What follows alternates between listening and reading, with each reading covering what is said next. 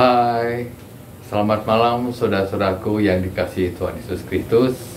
Senang saya bisa berjumpa kembali dengan saudara-saudara dalam acara renungan singkat di malam hari ini.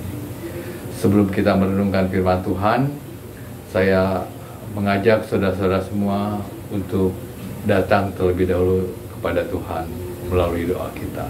Mari kita berdoa. Bapa Surgawi, kami bersyukur atas kebaikan dan kemurahan hati-Mu ketika hari ini kami masih diperkenankan Tuhan untuk dapat mendengarkan suara-Mu melalui Alkitab yang akan kami baca. Tuhan, kami sediakan hati kami, biarlah hanya Roh Kudus yang akan menyertainya. Mampukan kami untuk bisa mengerti dan memahami apa kehendak Tuhan di dalam kehidupan kami.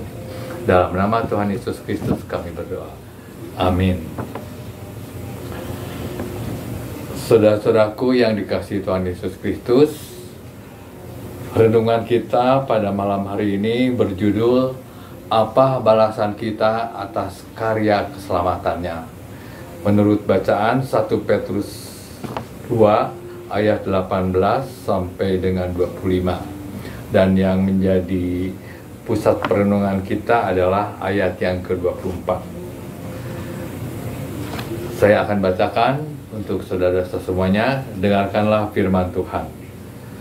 Ia sendiri telah memikul dosa kita di dalam tubuhnya di kayu salib, supaya kita yang telah mati terhadap dosa hidup untuk kebenaran. Oleh karena bilur-bilurnya kamu telah disembuhkan. Saudara-saudaraku, 1 minggu lagi kita memasuki Jumat Agung atau hari kematian Yesus. Dia disalib di Bukit Tengkorak bersama 2 orang penjahat. Kedua penjahat tersebut bersalah. Ada tindakan melanggar hukum membuat mereka harus disalib. Hukuman salib adalah tradisi Romawi. Di atas kedua salib penjahat tersebut tertulis kejahatan yang mereka perbuat. Sedangkan bagi Yesus tidak ada tulisan seperti itu. Yang ada hanyalah tulisan, inilah Raja orang Yahudi. Karena memang Yesus tidak bersalah. Ia tidak melanggar hukum apapun. Pontius Pilatus yang memeriksa sebelumnya menyatakan Yesus tidak bersalah.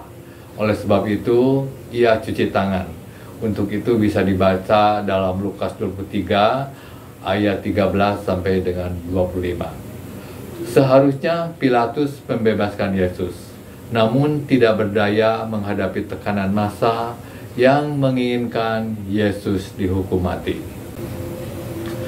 Saudara-saudaraku, Yesus mati di atas kayu salib. Ia menjalankan misi Bapanya, yaitu menyelamatkan orang-orang berdosa melalui kematiannya. Bapanya mengorbankan anak tunggalnya demi kita semua. Yohanes 3 ayat 16. Dan jalan ke arah itu ia lalui melalui penderitaan. Secara fisik dan psikis sesungguhnya Yesus terguncang. Namun jalan salib harus ia tempuh. Ia menggenapi semua kehendak Allah Bapa. Dan kini, apa dampaknya bagi kita selaku orang-orang percaya? Kita semua memperoleh penebusan dan pengampunan dosa. Karya keselamatannya dapat kita nikmati di dalam kehidupan kita. Pembebasan telah kita dapatkan, sekaligus memulihkan hubungan kita dengan Bapa Surgawi. Dan sebagai balasan kita terhadap segala pengorbanannya, sudah sepantasnya dan selayaknya kita meneladani penderitaannya sebagai contoh dalam keseharian kita. Hidup sebagaimana Yesus hidup. Saudara-saudaraku, 1 Petrus 1 ayat 1 Petrus 1:2 ayat 21 mengatakan, sebab untuk itulah kamu dipanggil, karena Kristus pun telah menderita untuk kamu dan telah meninggalkan teladan bagimu, supaya kamu mengikuti jejaknya. Saudara-saudaraku, akhirnya hiduplah dalam kebenaran dan kebaikan seperti yang Yesus lakukan. Jika kita harus menderita karenanya, maka itu kasih karunia kepada Allah. Kiranya Tuhan Yesus Kristus memampukan kita untuk meneladani dirinya. Mari kita berdoa. Bapa Surgawi, terima kasih atas firman-Mu. Mampukanlah kami meneladani sikap dan perilaku Tuhan Yesus Kristus di dalam keseharian kami. Dalam nama Tuhan Yesus Kristus kami berdoa. Amin. Saudara-saudaraku, bila saudara merasa terberkati karena firman ini, silahkan share, bagikan kepada segenap relasi dan kerabat saudara-saudara semua. Tuhan Yesus memberkati kita semua.